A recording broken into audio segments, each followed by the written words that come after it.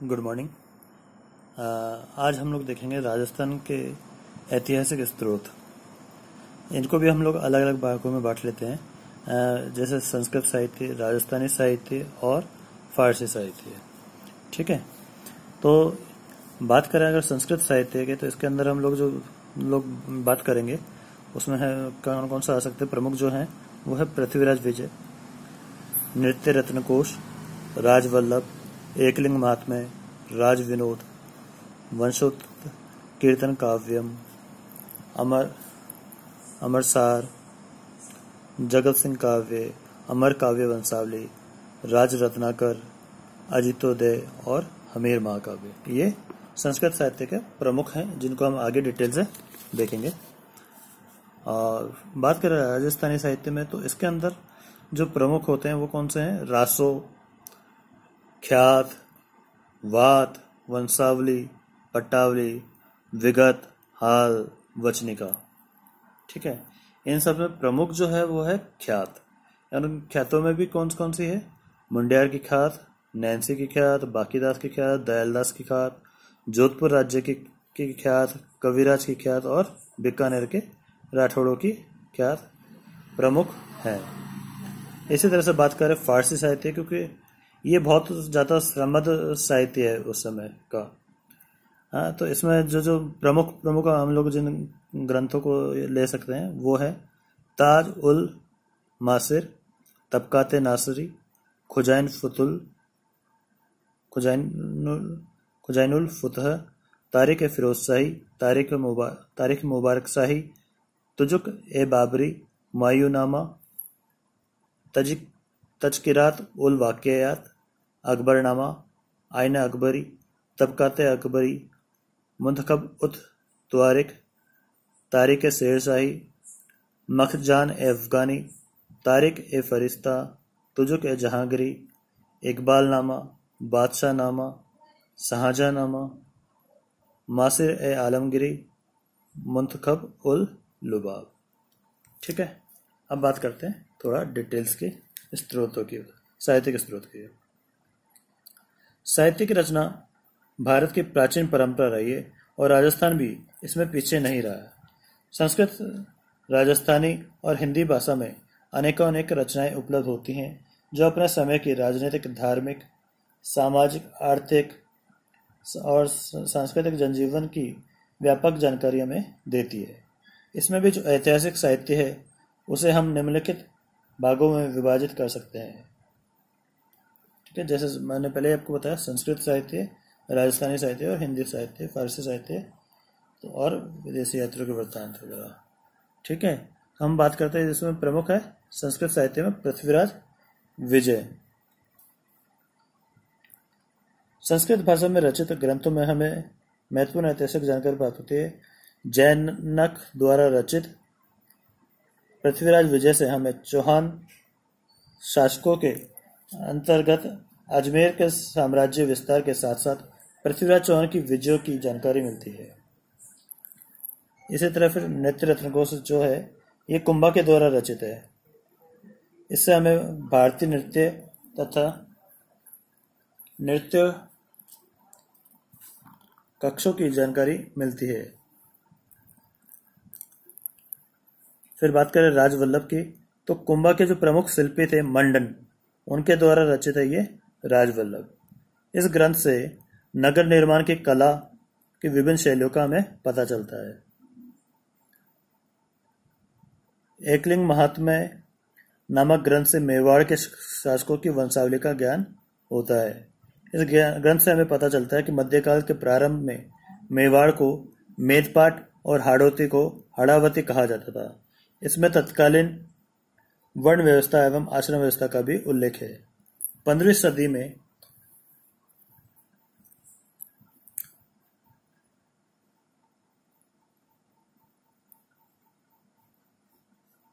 बीकानेर के नरेश कल्याणमल के आदेश से सदाशिव द्वारा रचित राज विनोद नामक ग्रंथ से हमें बीकानेर वासियों के रहन सहन, रीति रिवाज, आमोद प्रमोद आदि की जानकारी तो मिलती ही है, परंतु सैनिक एवं आर्थिक स्थिति की भी पर्याप्त जानकारी मिलती है। बात करते हैं वंशोत्तर कीर्तन काव्यम। बीकानेर के मंत्री करमचंद द्वारा रचित वंशोत्तर कीर्तन काव्यम में बीकानेर राज्य के विस्तार, बीकानेर राज्य का वर्णन, दान पुण्य संबंधी समस्याओं एवं दशहरे आदि के बारे में महत्वपूर्ण जानकारी मिलती है। राजनीतिक इतिहास के अमरसर के अध्ययन से हमें महाराणा प्रताप, अमर सिंह प्रथम और कर्ण सिंह के शासनकालों की महत्वपूर्ण जानकारी मिलती है। राजनीतिक इतिहास के अलावा इस ग्रंथ से हमें उस युग में प्रचलित विभिन्न मिठाइयों, दास प्रथा, सैनिकों की वेशभूषा, मल्ल युद्धों, जानवरों की लड़ाइयों आदि के बारे में भी जानकारी मिलती है। इसी तरह रघुनाथ के द्वारा रचित जगत सिंह काव्य में महाराणा जगत सिंह प्रथम की उपलब्धियों का उल्लेख हमें मिलता है। राज प्रशस्ति के लेखक रणछोड़ भट्ट द्वारा रचित अमर काव्य वंशावली में बापा से लेकर राणा राज सिंह तक का मेवाड़ का इतिहास हमें मिलता है। इसी में जौहर तथा दीपावली का विस्तृत विवरण भी दिया गया है। सदाशिव द्वारा ही रचित राज रत्नाकर भी महाराणा राज सिंह तक के मेवाड़ के राजनीतिक इतिहास की हमें जानकारी देता है। साथ ही महाराणा राज सिंह की सांस्कृतिक उपलब्धियों की जानकारी के लिए भी ग्रंथ बहुत उपयोगी है। जोधपुर नरेश अजित सिंह के दरबारी कवि जगजीवन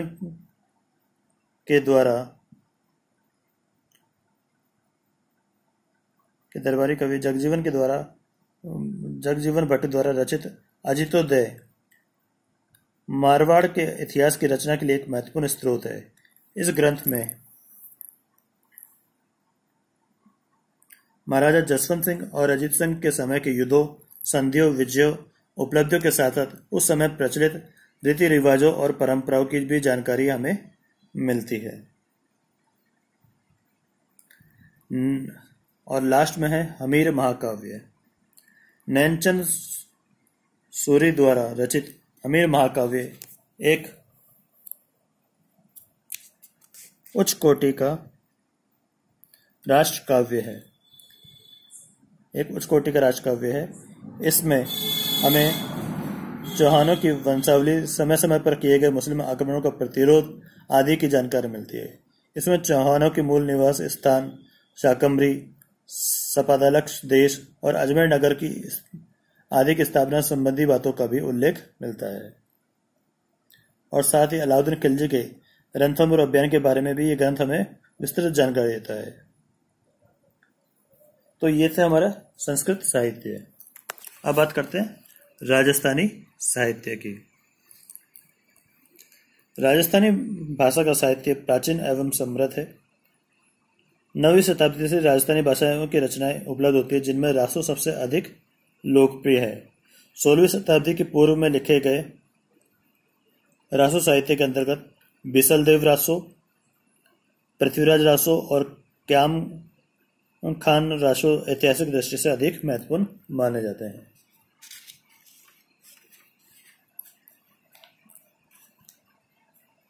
और रासो साहित्य से हमें तत्कालीन राजपूत राज्यों की राजनीतिक, सामाजिक, धार्मिक एवं सांस्कृतिक स्थिति के बारे में उपयोगी जानकारी उपलब्ध होती है।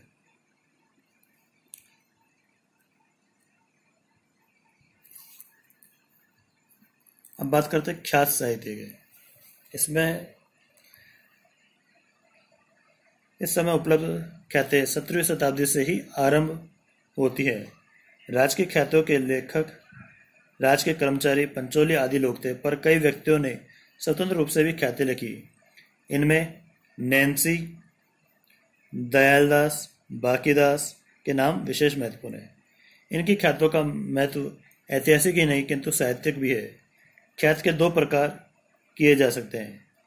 एक पहला जिसमें लगातार या संलग्न इतिहास हो, जैसे दयालदास की ख्यात, और दूसरा जिसमें अलग अलग बातों का संग्रह हो, जैसे नैन्सी की और बाकीदास की ख्यात। मध्यकालीन एवं आधुनिक राजस्थान के विशुद्ध इतिहास के निर्माण में ख्यात साहित्य का महत्वपूर्ण स्थान है। यह ठीक है कि ख्यातों के अधिकांश लेखक राजाओं के परंपरागत मुसाहिब थे और उसका एकमात्र लक्ष्य अपने शासक की यशोगाथा का वर्णन करना था, पर फिर भी राजपूत राज्य एवं उनके शासकों के बारे में जो जानकारी फारसी में लिखित ग्रंथों में नहीं मिलती वह ख्यात साहित्य में उपलब्ध हो जाती है, जिनके माध्यम से विशुद्ध इतिहास की रचना की जा सकती है। उदाहरणतः मारवाड़ नरेश मालदेव और शेरशाह के मध्य लड़े गए युद्ध में जयपुर के मानसिंह और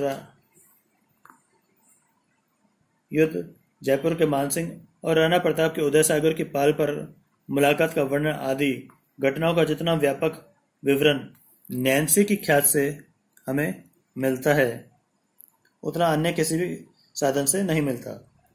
फिर भी ख्यातों के आधार पर इतिहास का निर्माण करते समय काफ़ी बातों का ध्यान रखने की आवश्यकता है, क्योंकि उनमें कई प्रकार की कमियां रह गई है जिन्हें अन्य साधनों की सहायता से पूरा करने की जरूरत है। उदाहरण, ख्यातों में वर्णित बहुत सी तिथियां सही नहीं पाई गई है। ख्यातों में घटनाओं का वर्णन तिथि क्रमानुसार नहीं किया गया है। ख्यातों में वर्णित व्यक्तियों और स्थानों के नामों को लिखने में भी शुद्धता की तरफ विशेष ध्यान नहीं दिया गया है।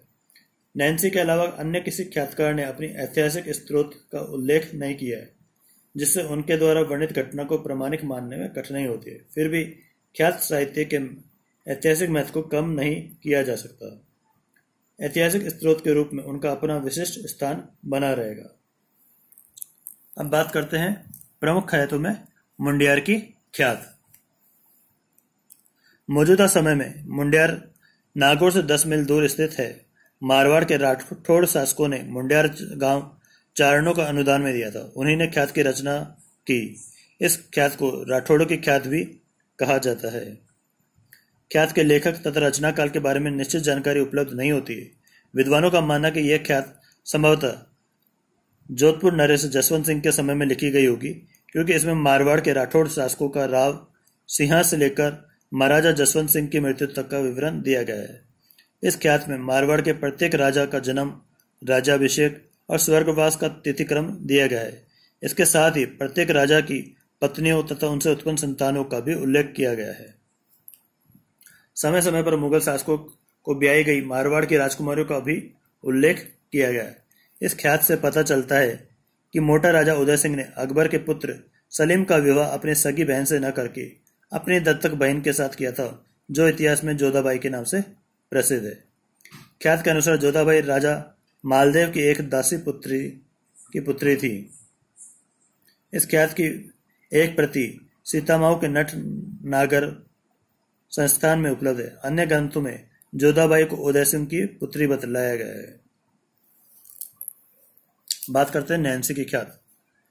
मोहनत नैन्सी का जन्म ओसवाल वैश्यों की मोहनत गोत्रीय शाखा में विक्रम संवत 1667 यानी कि 1610 ईस्वी के दिन हुआ था। उनके पिता का नाम जयमल और माता का नाम स्वरूप देवी था। नैन्सी के 3 सगे भाइयों के नाम है सुंदरदास, आशकर्ण और नरसिंहदास। मोहनत घराना कई पीढ़ियों से मारवाड़ के राजघराने की सेवा में काम करता आया था। नैन्सी के पिता जयमल को जोधपुर नरेश गज सिंह ने देश दीवान के पद पर नियुक्त किया था। युवा अवस्था में नैन्सी को भी राज्य सेवा में ले लिया गया था। उसकी सेवा का पहला उल्लेख महाराजा गज सिंह के काल में विक्रम संवत 1689 यानी 1632 ईस्वी में मिलता है, जबकि उसे मगरा के उपद्रवों का वे मेरों का दमन करने के लिए भेजा जाता है। इसके बाद विक्रम संवत 1695 यानी 1638 में ईस्वी में नैन्सी ने फलोदी के समीप बलूचों को पराजित किया और विक्रम संवत 1700 यानी 1643 ईस्वी में उसने मालानी के महेश दास महेचा के विरुद्ध भेजा गया। विक्रम संवत 1705 में सोजत के रावत नारायण के दमन के लिए जो सेना भेजी गई उसमें नैन्सी को भी नियुक्त किया गया। पोखरण विजय के बाद नैन्सी को पोखरण के सैनिक थानेदार के पद पर नियुक्त किया गया। विक्रम संवत 1714 में महाराजा जसवंत सिंह ने नैन्सी की वीरता और राजनीति आदि योग्यताओं से प्रसन्न होकर मियाँ फरासत के स्थान पर उसे अपना दीवान नियुक्त किया। लगभग 10 वर्षों तक नैन्सी ने इस पद पर रहते हुए राज्य की अमूल्य सेवा की। जब औरंगजेब ने शिवाजी का दमन करने के लिए महाराजा जसवंत सिंह को दक्षिण में औरंगाबाद थाने में नियुक्त किया, तो जसवंत सिंह अपने साथ नैन्सी और उसके भाई सुंदरदास को भी लेते गए। वहां न जाने किस कारण से महाराज नाराज हो गए और दोनों भाइयों को कैद की सजा दी गई। 1.5-2 वर्ष बाद उन्हें 1 लाख रुपया जुर्माना देकर मुक्त होने को कहा गया, परंतु इन्होंने दंड में से एक भी पैसा देना स्वीकार नहीं किया। इस पर जोधपुर भिजवाने की व्यवस्था की गई, परंतु मार्ग में ही इन्हें मरवा दिया गया। वस्तुतः नैन्सी की कैद और मृत्यु इतिहास और राजनीतिक एक विस्मयकारक घटना है जिसका कोई विश्वस्त स्पष्टीकरण आज तक नहीं हो सका है।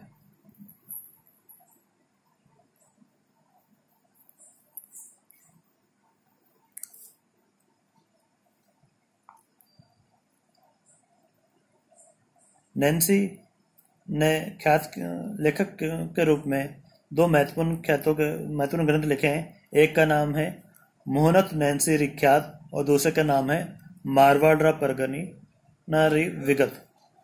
इन दोनों में मोहनत नैन्सी री ख्यात अधिक प्रसिद्ध है। बाद के इतिहास लेखकों के लिए यह ख्यात सबसे अधिक लोकप्रिय एवं सहायक सिद्ध हुई है। इस ख्यात में ऐसी अनेक घटनाओं का विवरण है जो समकालीन या बाद में लिखे गए ख्यात ग्रंथों में नहीं मिलती है। आचार्य बद्री प्रसाद सकरिया ने नैन्सी की ख्यात की मुख्य विशेषता इस प्रकार बतलाई है। नैन्सी की ख्यात की भाषा राजस्थानी भाषाओं और बोलियों में सबसे अधिक सशक्त और विकसित मारवाड़ी भाषा है, जो पश्चिमी राजस्थान का विशिष्ट रूप है। नैन्सी की ख्यात में छोटे छोटे प्रसंगों के खंडों को अलग अलग नामों से लिखा गया है, जो घटना प्रसंग के परिणाम और उनके विषय का प्रतिपादन करते हैं, जैसे वार्ता, हकीकत, साख, पीड़ियावली, हवालों इत्यादि। साथ ही स्थान स्थिति को सही रूप से संकेतित करने के लिए नैन्सी ने अपनी ख्यात में 8 दिशाओं के मध्य को राजस्थानी साहित्य की 8 विशेष दिशाओं का प्रयोग किया है। जितने भी ख्यात ग्रंथ लिखे गए हैं, ये प्राय एक राजवंश या एक राज्य विशेष के वर्णन तक ही सीमित है, किंतु नैन्सी की ख्यात की यह एक अद्वितीय विशेषता है कि वह ऐसी सीमा में बंधी हुई नहीं है। उसमें मध्यकालीन राजस्थान के सभी राज्यों और प्रदेशों के अतिरिक्त सिंध, गुजरात, मध्य भारत, महाराष्ट्र, हरियाणा इत्यादि देशों और उनके शासकों एवं राठौड़, गोहिल, डाबी, सिसोदिया, हाड़ा, सोनगरा, बोड़ा, खींची, मोहिल, चीबा, यादव, जाड़ेचा, चावड़ा, सोलंकी, बाघेला, झाला, दहिया आदि इत्यादि क्षत्रियों की 36 शाखाओं की उत्पत्ति के साथ विवेचन हुआ है, जो अत्यंत महत्वपूर्ण है। राज्यों के परस्पर और मुगलों के साथ में हुए युद्धों का वर्णन और उनके संवत मिति आदि का वर्णन ख्यात की अपनी अपूर्व विशेषता है। सांस्कृतिक दृष्टि से नैन्सी की ख्यात का अत्यंत महत्व है। उसने मंदिर, मठों, किलों आदि का निर्माण, भेंट पूजा, बलि आदि के प्रकार, तीर्थों का वर्णन और उनके महत्व, तीर्थ यात्राओं के वर्णन सहित किए हैं। इसके अलावा ख्यात में भौगोलिक वर्णन भी यथा प्रसंग उल्लिखित है, जिनमें नदियों के नाम, उनकी लंबाई, उनके मार्ग, पर्वतों के नाम, प्रदेश, जिले, परगने, गांवों आदि का विस्तार व परस्पर की दूरी और उनकी स्थिति इत्यादि का वर्णन बड़ा ही महत्वपूर्ण है। ख्यात की एक अन्य विशेषता पीढ़ियों का व्रत संकलन भी है। इतना बड़ा संग्रह एक जगह कहीं और नहीं मिलता जितना कि नैन्सी की ख्यातों में मिलता है। इनके नामों के साथ उनकी लड़ाइयों का वर्णन, उनकी तिथि क्रम, उनकी वीरगति का समय, जागीरें पाने तथा खोने आदि का समय, इतिहास की टूटी हुई कड़ियों को जोड़ने में बहुत सहायता मिलती है।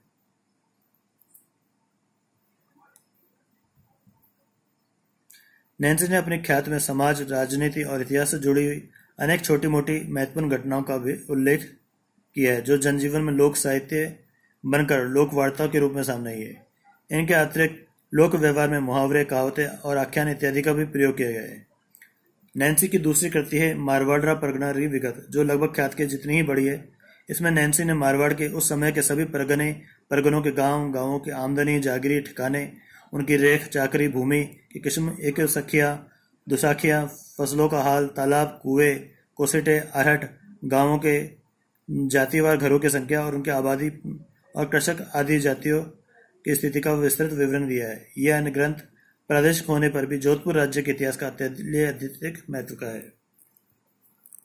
आगे के पार्ट हम लोग आगे के जो कहते हैं उनका हम लोग नेक्स्ट वीडियो के अंदर देखेंगे।